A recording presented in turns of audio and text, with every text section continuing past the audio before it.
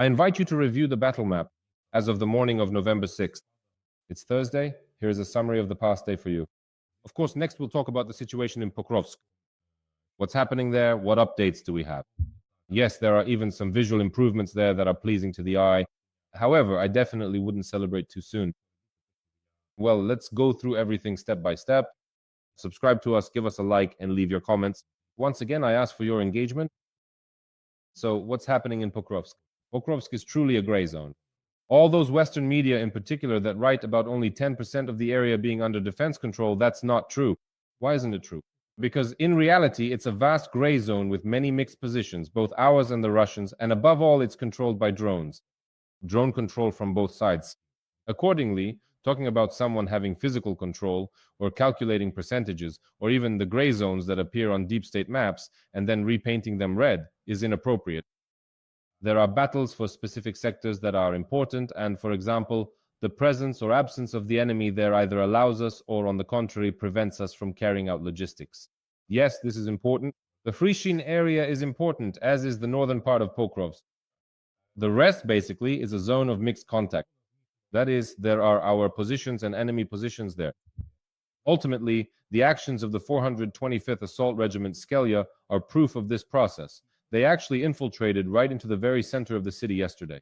Here you can see the geolocation where they entered. They hung the blue and yellow flag of Ukraine on the building of the Pokrovsk City Council because the Russians had started actively posting on their social networks, claiming and showing that supposedly they had captured the city council and that this supposedly meant the fall of Pokrovsk. This does not correspond to reality. The footage shows that you can simply walk halfway across the city on foot, basically infiltrate it, and this is actually a sign that, in fact, both our soldiers and the enemy are moving throughout the city. But in our case, it is unacceptable to allow enemy fighters to move around because they end up, situationally, at the positions of our pilots, our electronic warfare teams, and our reconnaissance units. And all of this leads to tragic consequences, which, unfortunately, are also present in Pokrovsk. The Russians don't care. This situation doesn't scare them. The fact that UAV operators, reconnaissance teams, electronic warfare teams, lots of infantry, and so on will be killed. For us, this is terrifying. Because in our case, the chaos in our defense is truly frightening for us. That's why the situation in Pokrovsk remains as critical as it was, even despite the fact that the flag was indeed raised over the city council. Let's watch a short video showing how Scala did it. Assault troops entered the city council building. The clearing operation began. An element of surprise was achieved. The groups eliminated the enemy who was inside the building. And finally, the headquarters heard what everyone had been waiting for. Come in.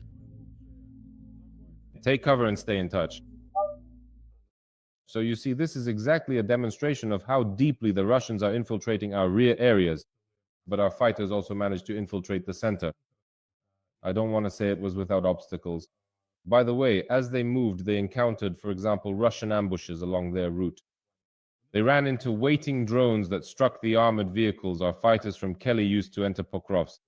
So in reality, the enemy is still quite seriously present there, and it's definitely not the time to paint any kind of victorious picture regarding Pokrovsk. At the very least, considering that the southern approaches to Pokrovsk are not under our control, we don't have control over these areas. There is no situation where we could say that the gap through which Russian infantry is pouring into Pokrovsk has been closed and sealed. No. But what this video from Scala demonstrates is that there is no encirclement, none of what Russian propaganda claims. The city is not surrounded, the agglomeration is not surrounded, and the agglomeration is not under enemy control. Although, to some extent, there are indeed elements, let's say, of encirclement around Pokrovsk itself, when the Russians appear, for example, in the northern outskirts or try to disrupt our logistics in the Fryshin area. Fryshin is to the northwest of the city. That is, when they appear in the Fryshin and Rivne areas, which happens all the time, logistics are disrupted and there is, in fact, an operational encirclement. When they are pushed out from there, the corridors for logistics open up. Right now, our general staff is stating that they are trying to secure the flanks. Well, I wouldn't make a huge victory out of what's happening here. The situation in Pokrovsky is interestingly described by the locals, who say that it's an interpositional space that no one controls except for drones. Everyone tries not to engage in combat while staying in their positions and not giving themselves away, because otherwise a bunch of FPVs will come flying in. That's the story. In fact, neither we nor the enemy have any real control. It's just a complete gray zone, but this gray zone doesn't work in our favor. because the Russians, since they can't afford to take heavy losses, are able to occupy this area. That's exactly the peculiarity of the defense of Pokrovsk, which, it seems, was decided, no doubt, as a political decision to hold on to the entire agglomeration, no matter how difficult it gets. And to hold on in Pokrovsk and to hold on in Myrnohrad, even though the enemy is constantly trying to infiltrate Myrnohrad. And yesterday there were also such attempts to break through to Myrnohrad, particularly on the outskirts, where they attacked the positions of the 79th Air Assault Brigade at dawn using vehicles. The Russians advanced, were blown up, and then finished off by our FPV drones. The vehicles burned, and the remaining infantry who managed to dismount are being finished off as well. So, the situation in Myrnohrad is in principle better than in Pokrovsk, but it is still highly dependent logistically on Rodynske. That's why Rodynske is probably the enemy's number 2 target. And in Rodynske, the 95th Air Assault Brigade is operating, which showed these scenes of clearing out infantry that still manages to infiltrate into the city center. So what do we see in these shots? 2 Russians enter a building as a group, and then that building is hit by drones from the 95th Air Assault Brigade. And this actually demonstrates the essence of what is happening there, because at any given moment, you can't say that the positions or the city are 100% under our control. No, because if the enemy gets in there, they have to be driven out. If they get in there, then it's hardly possible to say that it's under our control. But if they get in and are driven out, then the position returns, or in general, the area, the city, the specific territory or district returns to a gray zone, because no one can survive there. Because our forces will start to go in there, and then the enemy will start to drive them out. And these shifts of the kill zone lines, that's what's happening throughout the entire Pokrovsk-Myrnohrad agglomeration. That's the situation. But it continues to remain critical. It's not something where we can talk about any significant or substantial improvement. In fact, we need to understand that right now the situation in Pokrovsk is something like a zugzwang. I said last week already that we need to mentally accept that we are losing the city. We are losing it in every sense. We are losing it because at the moment we can't close the breach in the south of the city. We are losing it in the sense that it's impossible to clear all these areas and zones where the enemy is infiltrating in quite significant numbers. When the president talks about 250 to 300 fighters, you have to understand that, for example, it takes several days to clear a 5-story building while keeping personnel losses to a minimum. It takes several days, it requires serious work, and there are many such buildings in Pokrovsk. Accordingly, I understand in principle that we are losing Pokrovsk, but right now, as I said earlier, the fighting is about who will spend the winter in the city. Because right now, from any perspective, we are in a zugzwang situation. Let me show you 3 factors where there is no right solution. Factor number 1. To stay in Pokrovsk and hold it, roughly speaking, until the end, for many, this is a questionable decision, although it is clearly the one currently made at the level of military and political command. That is, the current decision is to hold the Pokrovsk agglomeration for as long as possible, to grind down the enemy there. Although this decision obviously has its downsides, it clearly has its downsides. But for now, one can remain within the city limits. That is, there are certain positions for the infantry within the city, not out in the open fields, where you can hide in a cellar, in some building, some ruins, some collapsed structure, some cellar, and so on. There is an advantage to this, because facing winter out in the open fields is very, very dangerous, because you end up in a completely exposed field under the control of enemy drones, and even if you have some kind of fortified dugout, the enemy will spot it and keep hitting it with FPV drones, not just FPVs, but also with cabs and anything else they have, Shaheds and other types of drones, until they destroy it. And that's why staying in an open field, especially when it starts snowing, is just brutal. So it's better to be in a settlement. From this perspective, continuing the defense of Pokrovsk makes sense. On the other hand, staying in a settlement and not withdrawing from it will lead to additional losses. So it also makes sense to withdraw from the city. The third point, well, as people say, and as I've mentioned myself, is that in this sector to the west of Pokrovsk, there are objectively defensive lines and fortifications that can be occupied and where the enemy can be held back. But again, withdrawing, if it was summer, for example, or if it was spring, it would be a completely different type of fighting. But withdrawing in late November, mid-November, December, with snow and frost means moving out into open fields. That is also a very dangerous situation. And abandoning Pokrovsk is also a very dangerous situation. In short, there is no right answer here. It's all dilemmas. And on top of that, there's the dilemma that, in fact, the entire sector after leaving Pokrovsk, all the way to Pavlohrad, is made up of relative lowlands, where the enemy will gain even longer range kill zones because Pokrovsk is an elevated area. By the way, Serhiy Flesh, a well-known technology expert, draws attention to this. He actually published this map, a heat map of elevations, a topographic elevation map, and you can see that the red ridge of height stretches from there. This includes Selidov, Ukrainsky, Hirnik, then Pokrovsk, Myrnohrad, Rodynske, Bilitske, Dobropilia, Bilozerske, and then everything goes into a depression. So Pokrovsk, Myrnohrad, and the agglomeration are built on these elevations. Beyond the agglomeration to the left, the lowlands begin. Depressions, Mezhova, Shakhtarske, Petropavlivka, and all the way to Pavlohrad, which lies in a deep lowland relative to Pokrovsk.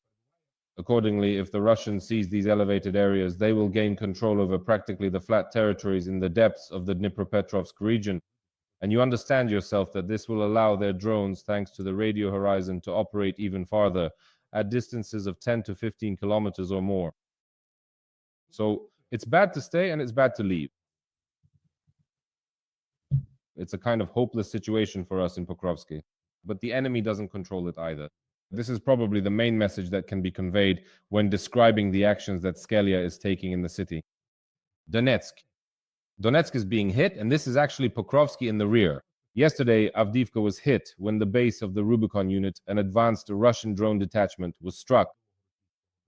The day before yesterday, to be precise, the Rubicon unit was hit, and yesterday Donetsk was targeted. And there was quite a significant detonation in the area of the Donetsk airfield. There are rumors that missiles were used. Let's watch two video sequences. The first one shows the simplicity and the detonation that took place there.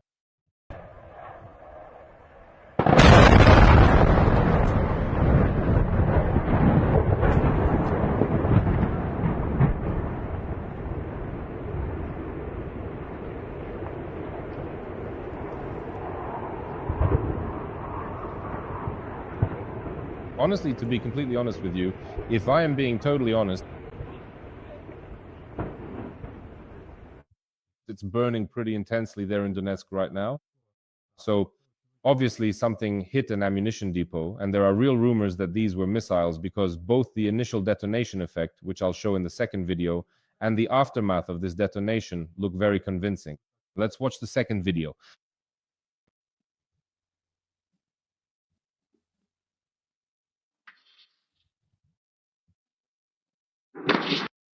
You know, a kind of nuclear mushroom cloud rose over Donetsk as a result of that explosion. So obviously this is also the destruction of the occupiers' real logistics who are advancing on Donetsk from here. We're talking about Pokrovsk from the Donetsk agglomeration. So right now we're working more actively with mid-range strikes, medium-range attacks at a distance of, well, how much is it here? About 30 to 40 kilometers, probably. Let's say that's about right, maybe even a bit more, up to 50 to 60 kilometers. Right now, our forces are carrying out mid-range strikes, specifically targeting the enemy's rear, knocking them out of their ability to keep pressing on Pokrovsk and hoping for some kind of miraculous resolution to this situation. Maybe someday, I don't know, I can't see it yet, can't believe it yet, but maybe someday we'll manage to change the situation in Pokrovsk. But we have to understand that logically, it's unlikely to change for the better. The final point. I'll end today's review with some good news. This concerns the work of the Special Operations Forces, who took out an Iskander launch and loading vehicle. The Iskander operational tactical missile system. I also said launch transport loading vehicle, the transport loading vehicle for the Iskander. This is the launcher itself, which carries out the launches of deadly missiles at our territory and in the Kursk region. In the vicinity of Kursk, in fact, the Special Operations Forces, together with the resistance movement Black Spark, struck this transport loading vehicle for the Iskander in the village of Ovsyanikovo, on the territory of the Russian Federation. This is to the northwest of Kursk, directly in the outskirts of Kursk. They also jointly destroyed a 1L-122 Harmony radar station. This radar station was on duty near the village of Nizhny Roitets, also in Kursk region, not far from Kursk. Such pleasant strikes that are happening. It's not every day, excuse me, that transport loading vehicles of this type are hit, especially those belonging to the Iskander operational tactical missile system. So we should give this a big mark of distinction and thank the fighters, the soldiers of the Special Operations Forces for this work. And thank you too, friends, for your attention. Please give us your likes, write comments, and subscribe to our channel. I'll wrap it up here. Thank you, goodbye, and see you next time.